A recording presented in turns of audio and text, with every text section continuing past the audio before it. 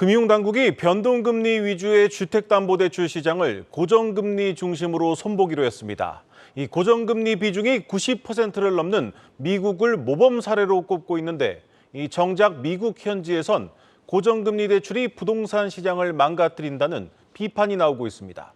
서영교 기자입니다.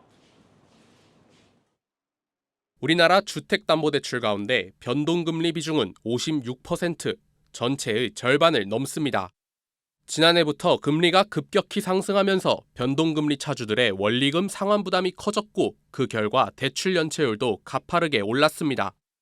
미국 같은 경우에는 고정금리 베이스로 되어 있기 때문에 금리 부담이 일단 캡이 씌워져 있고 저희는 그게 완전히 바뀌어서 그 금리 변동으로 인한 충격은 온전히 위험 관리를 할 수 없는 어떤 개인들이 지금 받아야 되는 구조고.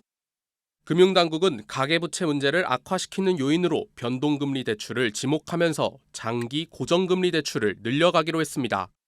하지만 변동금리는 악이고 고정금리는 선이라는 당국의 정책 방향은 문제가 있다고 전문가들은 지적합니다.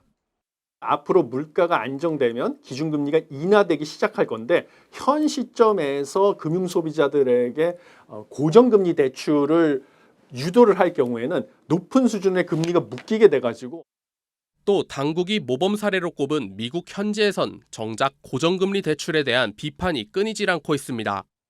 뉴욕타임즈는 최근 보도에서 30년 고정금리 모기지가 부동산 시장을 망친 주범이라고 지적했는데 과거 낮은 금리로 대출을 받았던 주택 소유주들이 매물을 내놓지 않아 주택 가격이 오르고 있다고 진단했습니다.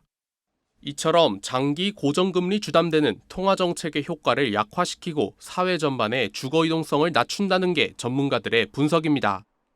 고정금리가 유리하냐 아니면 변동금리가 유리하냐 연구를 많이 했는데 대부분의 자주한테는 변동금리가 유리하다. 금리가 올라서 문제가 생기시는 분들은 변동금리의 문제가 아니라 애초부터 돈 많이 빌리신 분들이잖아요. 그게 안 되게 일단은 DSR 제도를 정비를 하고 결국 대출자들이 본인 상황에 맞게 고정금리와 변동금리를 선택해야 하는데 당국이 지나치게 개입할 경우 부작용만 커질 수 있다는 지적입니다.